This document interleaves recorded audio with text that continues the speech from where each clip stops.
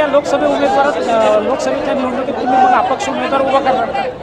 नाही मी नाही हो. माझ्या उगाच तोंडी जाईल शब्द.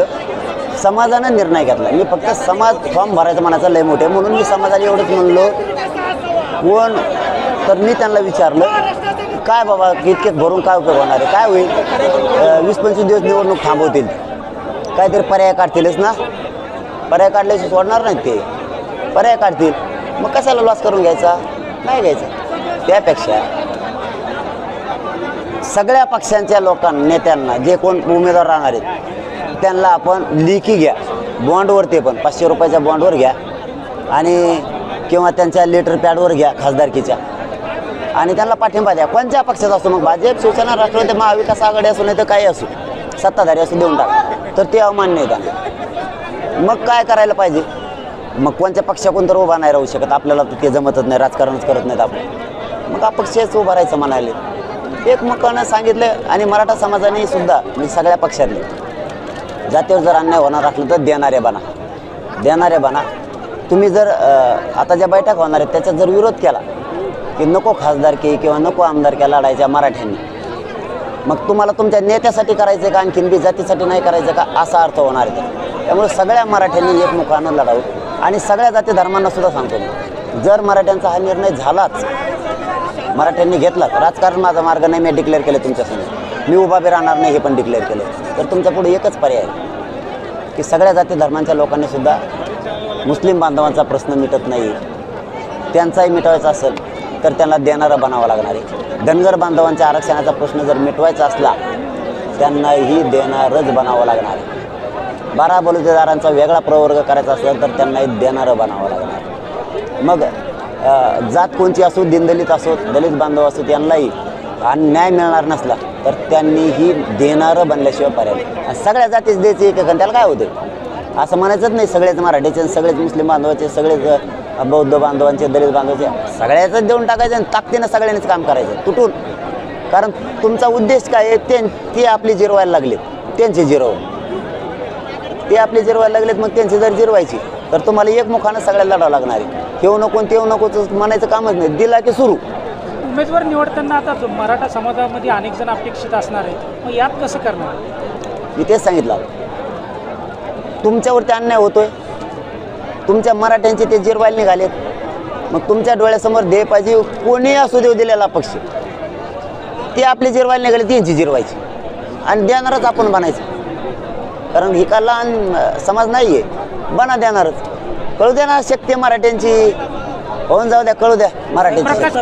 प्रकाश आंबेडकरांकडून तुम्हाला ऑफर दिल्या जात होती पर्याय म्हणून, प्रकाश आंबेडकर सुद्धा आता तुमच्यासोबत येऊ शकतात का अपक्ष उमेदवार? नाही, त्याबद्दल मला नाही माहीत. मी फक्त पर्याय सांगितला, कारण ते मोठे आहेत, त्यांचं मी कधी पण सल्ला ऐकतो आजच. फक्त त्यांचा एकच सल्ला मानला नाही मी की मी आता डिक्लेअर केलं की मी उभा राहणार नाही, राजकारण करणार नाही, एवढंच फक्त. बाकीचं तर त्यांच्याच मनासारखं झालं आहे, 12 बलुतेदारांच्या मनासारखं झालं आहे, प्रकाश आंबेडकर साहेबांच्या मनासारखं झालं आहे, मुस्लिम बांधवांसारखं झालं आहे, धनगर बांधवांच्या मतासारखं झालं आहे, सगळ्यांच्या मतासारखं झालं आहे. मग हरकत काय, जात डोळ्यासमोर ठेवा. ते जर जातीचे जिरवायला लागले आपल्या तर त्यांचे जिरवून टाका, मोकळे व्हा. ज्या ठिकाणी एखाद्या मतदारसंघातून जर एखादा पक्षाचा उमेदवार जर तुम्हाला बॉन्ड करून द्यायला तयार असेल तर मी त्याला पाठिंबा देणार का, तिथे उमेदवार उभा करणार? द्या म्हणलं होतं मी, यांना आपण नाही म्हणतात ना, आता नाही म्हणल्यावर तो विषय संपला. तेव्हा आता संपला विषय. मी त्यांना म्हणलो ना, सोपं करा, आपलं काय नाही खासदारकी त्याचा, आपला राज्यात विषय नाही ऐकला समाजाने. आता काय मी का निर्णय घेतला ते मला म्हणायचं, तुम्ही सांगा मार्ग, म्हणून मी ते माझ्यावर हे करायचं. म्हणलं आता जर एवढं म्हणतात तर आपण मार्गदर्शन करायला हरकत. 30 तारखेपर्यंत गावागावात बैठका होईल, उमेदवार निश्चित होईल, त्यानंतरची तुमची तयारी काय असेल आणि समाजाला तुमचं आव्हान काय असणार? नाही, उमेदवार नाही निश्चित होईल, ते फक्त गावात चर्चा करणारे, जिल्ह्यातून एक अपक्ष द्यायचा ठरला. मग तो कोणत्या जातीचा असेल किंवा तो कोणाचा असेल माहीत नाही. इच्छा एवढीच आहे, जिरवायची त्यांची, ती आपली जिरवायली. तर मग उमेदवार कोणी बी असो, फक्त एक मत गावाचं बघा, मराठ्यांचं काय मत हे मला सांगा, मग तिसला आपण निर्णय घेऊ. आता काही पक्षातल्या उमेदवारांनी असं सोशल मीडियावर व्हायरल करायला सुरुवात केलेलं आहे, मी पूर्वीपासून मराठा समाजाच्या आंदोलनात सहभागी आहे, त्यामुळे मी मराठा उमेदवार असं स्वतःहून घोषित करणं सुरू केलेलं आहे. म्हणतच असतात ना लेकरं, शेवटी काय असतं, पोरं आहेत, करू द्या ना, परंतु एक उमेदवार ज्यावेळेस दिला जाईल तो कोणत्या जाती धर्माचा असेल, तो मराठ्यांनी, तो मराठी मान्य करणार. कारण आम्हाला आमची नाही जिरवायची, ते आमची जिरवायला लागले तर त्यांची जिरवायची. मला एक शेवटचं आता समाजाला तुम्ही या निवडणुकीतून काय आव्हान करणार? मराठा समाजाला कोणत्याही पक्षात असो एकच विनंती की इथं लेकराचा प्रश्न आहे मराठ्यांचा. तुम्ही जर विरोध कराल बैठकीत नको म्हणून आणि मराठा समाजाचं म्हणणं आहे हो, त्याचा अर्थ असा होतो तुमच्या जातीचं इतकं वाटोळ व्हायला लागलं तुमच्या पोरांचं, तरी तुम्ही नेत्याकडूनच ओढायला लागले.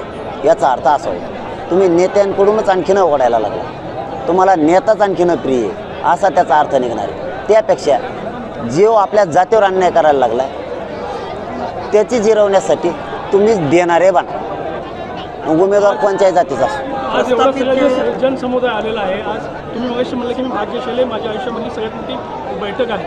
ही महाबैठक नसून सभेमध्ये जे रूपांतर झालेलं आहे आणि सगळ्यांचं म्हणणं आहे तुम्ही मध्यंतरी आम्ही मगाशी सुद्धा म्हटलं होतं की मराठा समाज हा माझा मालक आहे, मी त्यांचा मालक नाही. परंतु त्यांच्या समाजाचं म्हणणं आहे की आपण स्वतः निवडणुकीला उभा राहू. नेमकी भूमिका काय असणार? नाही, मी डिक्लेअर केलं ना मगाशी, मी राजकीय मार्ग पण नाही आणि मी उभा पण नाही राहणार. मी स्पष्ट सांगितलं. शेतकऱ्यांवरील सभेसंदर्भात आज निर्णय होईल असं वाटलं होतं, मात्र त्या संदर्भात काही निर्णय झालेला आहे? निर्णय घ्यायचाच होता तो, पण तो याच्यासाठी थांबला निर्णय. त्याचे कारण पण तसेच येतं की जर हे निवडणुकीचं ठरलं 30 तारखेला तर ती सभा होणार आहे, आणि जर नाही ठरली ती, आता जर उमेदवार नाही ठरले 30 तारखेला, समजा मराठ्यांचं एकमत झालं नाही झालं या अनेक प्रकार आहेत त्याच्यात, जर नाही झालं तर मग ते पुढच्या कामाला येणार आहे. दादा महत्त्वाचा प्रश्न दादा नेमका एकच शेवटचा बैठकीत प्रश्न काय होता ठरलं माझा. मग? प्रस्थापित जे आमदार खासदार जे असतील म्हणजे जे आता मराठा समाजाचेच असतील, पण त्यांच्या विरुद्ध हा लढा आहे गरजवंत मराठ्यांचा, पण त्यांनी जर आता इच्छुक होऊन जर फॉर्म भरायला सुरुवात केली आणि मग मराठ्यांना वेटीस धरण्याचा परत प्रयत्न झाला तर मग तसा होऊ शकतो. मग त्यांना तिकीट मिळेल का गरजवंत मराठ्यातूनच कोणी उभा राहू? मराठ्यांचे सामान्य लोक उभा राहतील, सामान्य धनगर बांधवांचे सामान्य राहतील, दलित बांधवांचे, मुस्लिम बांधवांचे सामान्य राहतील, 12 बलुतेदारांचे सामान्य राहतील. आम्ही एक जीवानं राहणार सगळे. उमेदवार कोणी दिवस सगळ्या जाती तुटून पाडणार, ओबीसी बांधव असेल सगळ्या जाती तुटून पाडणार, आणि आमच्या कोणाच्याच विरोधात नाही, आमच्या न्यायासाठी.